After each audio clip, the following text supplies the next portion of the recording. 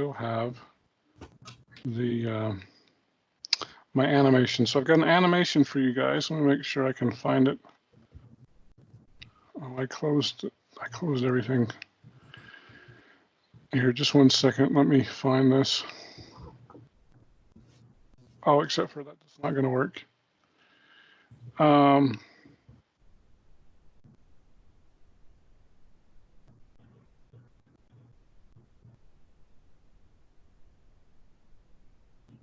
Okay, let me share with you.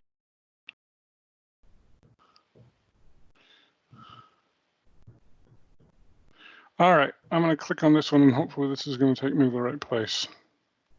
How to create an ellipse. I'll make that full screen.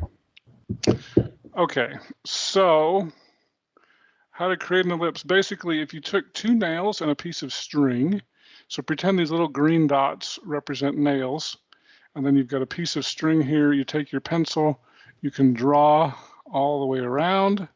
That is how to create an ellipse, okay?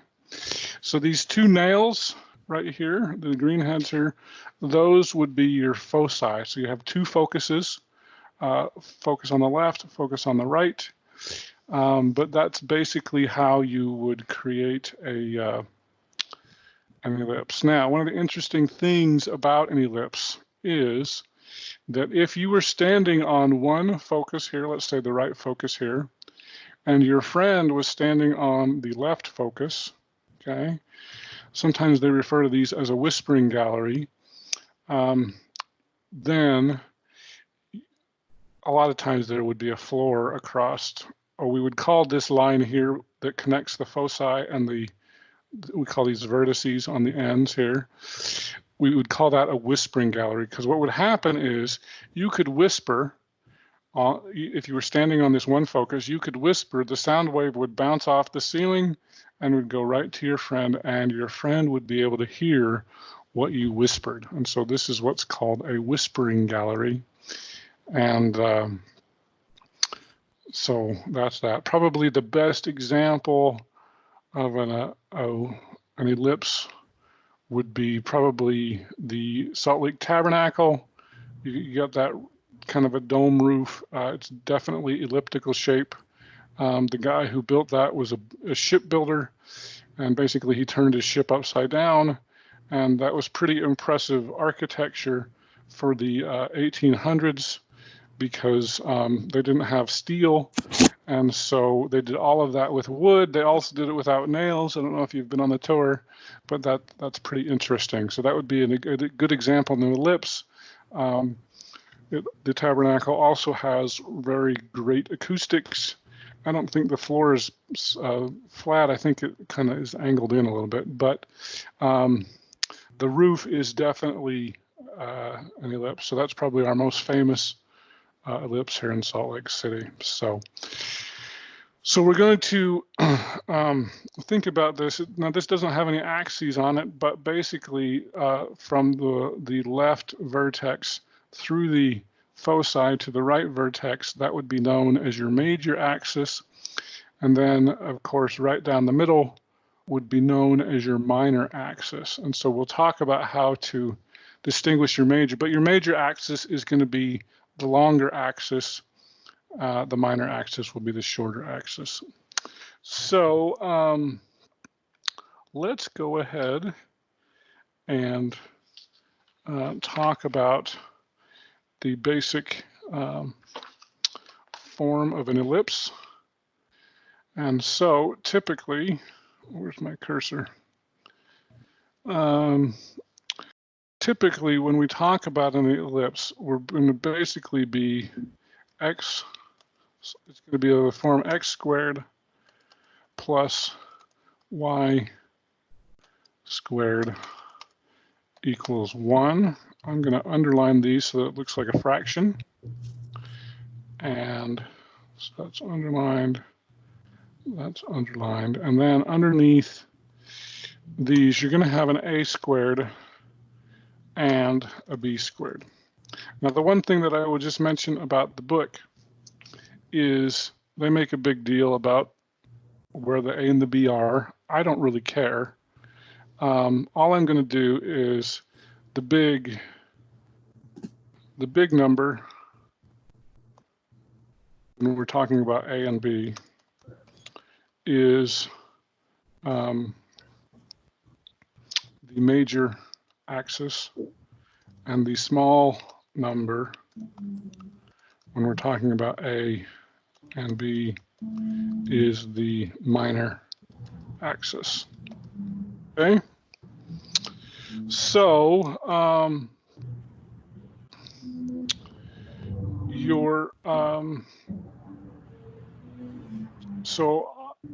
another thing that I would like is I would like you to tell me the vertices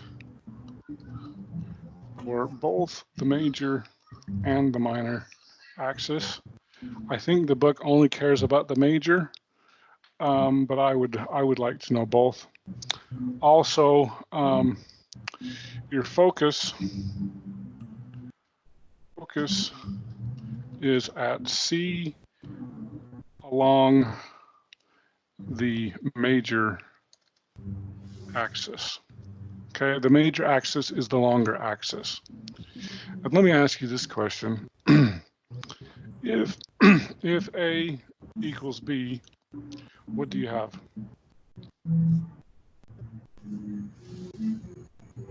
You have a circle. Circle. Somebody, we're hearing some music and bells, it sounds like. So you might want to mute yourself, whoever has bells in the background. Okay. Now, the relationship between A, B, and C, C squared equals A squared. No, and I'm not going to write it that way. That's the way it is in the book. But I'm going to say the big number squared minus the small number squared. I think that's probably the easiest way to figure out where your C is, okay? And so let's do an example here. And if I had x squared plus y squared equals 1, and then I'm going to underline these so that it looks like a fraction.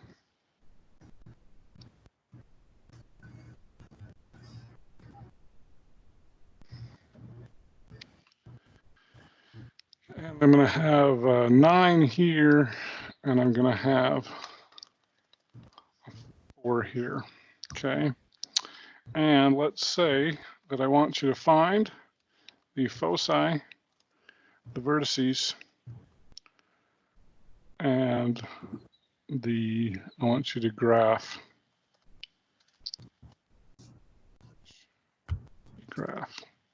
Okay. All right. So, and you know me, what do I like to do first?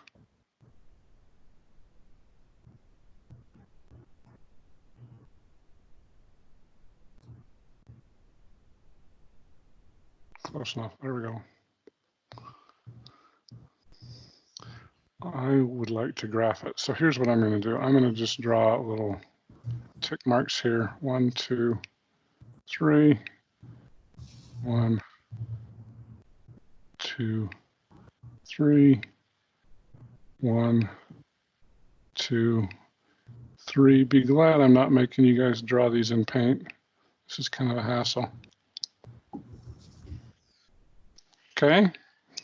All right. So the first question I have is, based on this, what is your A and what is your B? 9 and 4. Okay, Yeah, so 9 and 4. A squared is 9, so A would be 3 and B would be 2. Does that make sense? Because remember, these are A squared and B squared. Yeah. Okay. All right. So we're going to have a vertex. Okay. So since A is the bigger number in this case, so the A is going to go plus or minus 3. So I'm just going to use these to mark off my vertices. And then B is going to be in the y direction. So so my y axis is going to be my minor axis, up and down 2. And then if I finally figured out this was a smarter way to do this, I can make a nice ellipse. That's really cool. Okay, there's my ellipse. Okay. Now, so let's talk about where are my vertices?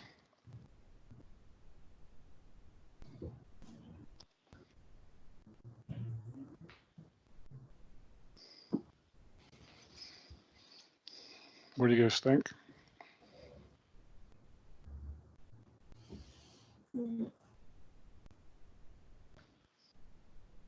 Is it going to be each point on the graph? So yeah, so I've got a vertex plus or minus 3, right? Yeah. So those coordinates are plus or minus 3, comma 0 in the x direction. And they are also up and down how many? 2. Okay, so that would be 0 plus or minus 2. Does that make sense? Yeah. Okay. All right, now I need to figure out where my foci are. How do I find my foci?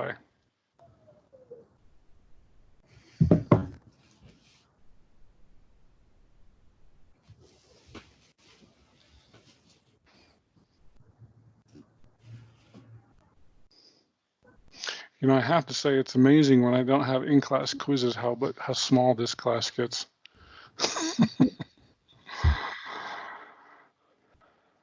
I feel bad because there's not that many people to pick on over and over. Oh, there's a few more people. Any ideas, Riley? How would you figure out where the foci are?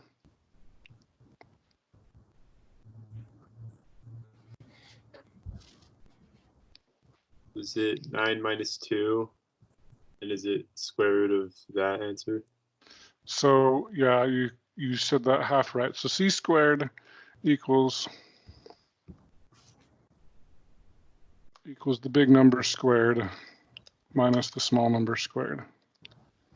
So c squared equals, say that again. 9 minus 2. 9 minus 4. Oh. Remember, they're both squared. Okay? So c squared equals the square root of, or this equals 5. So therefore c equals the square root of 5. Does that make sense? Yeah. Okay, so basically 2 squared is 4, 3 squared is 9. So if I were to draw your foci on the graph, it would be in between 2 and 3. So it would be approximately right here and about approximately right there.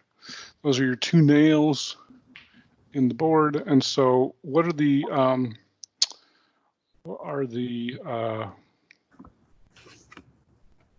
coordinates for the foci?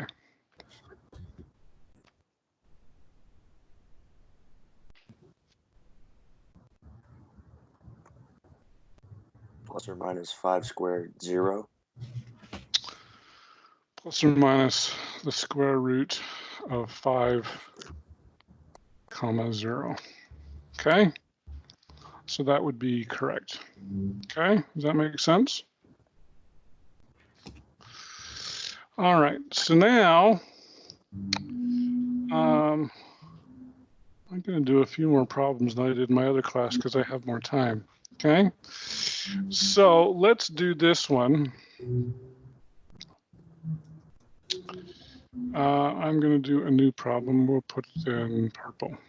Okay, what if I said find the foci, vertices, and sketch the graph of the ellipse